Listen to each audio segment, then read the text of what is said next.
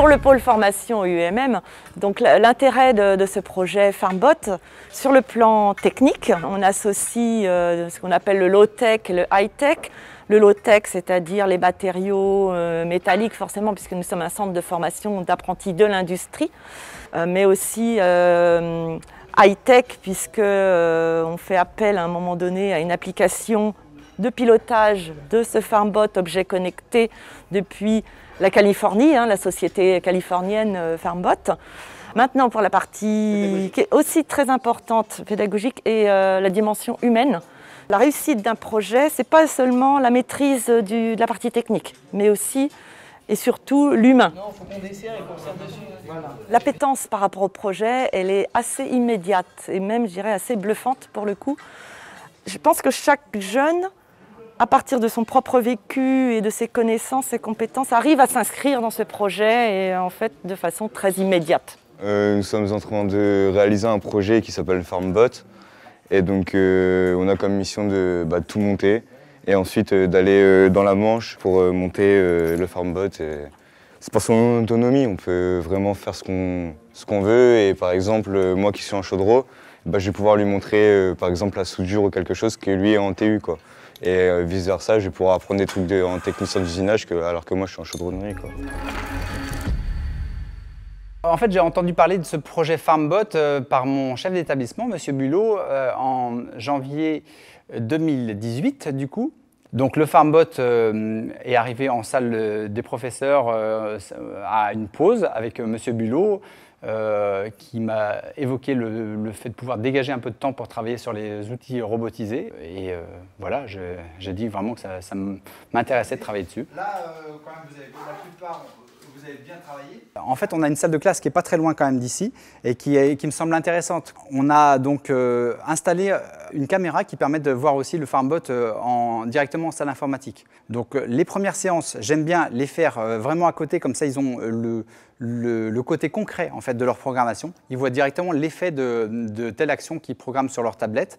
Et après, dans un second temps, quand on va essayer de pousser un peu plus les choses, on va être quand même dans des meilleures conditions dans la salle informatique. Et là, la caméra va pouvoir projeter en fait, l'image du FarmBot, voir vraiment ses actions dans le détail, mais en étant confortablement installé pour chaque élève devant un PC et pouvoir voir son fonctionnement.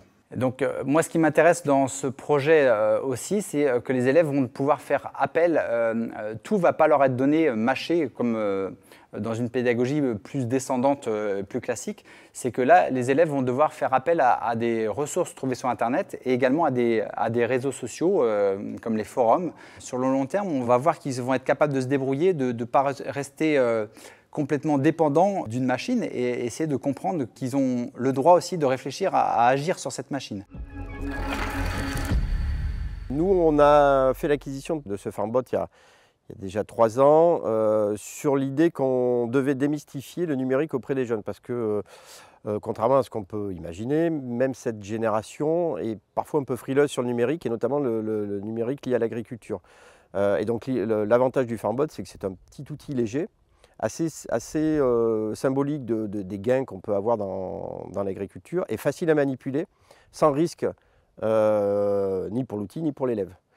Donc on l'a trouvé particulièrement adapté pour ces objectifs-là, en sachant qu'on leur donne beaucoup d'autonomie. Le premier rapport, c'est développer chez eux une logique de gestion de projet. Ils ne viennent pas exécuter des tâches, ils viennent réfléchir à leurs tâches. On s'est servi de ce projet-là pour toujours le faire grossir chaque année. C'est-à-dire que la première année, en fait, les premiers élèves ont monté le FarmBot, mais il était dans une salle.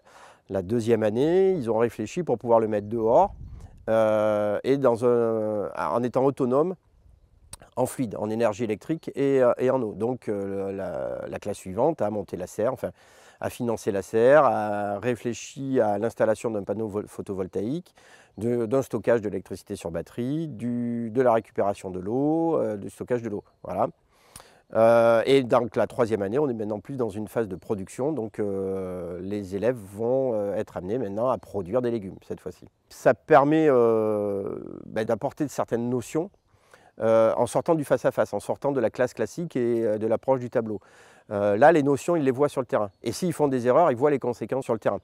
en sachant qu'ils ont droit à l'erreur. On a le droit à l'erreur, mais il faut bien sûr corriger cette erreur derrière. De gratter un petit peu dans le cambouis numérique.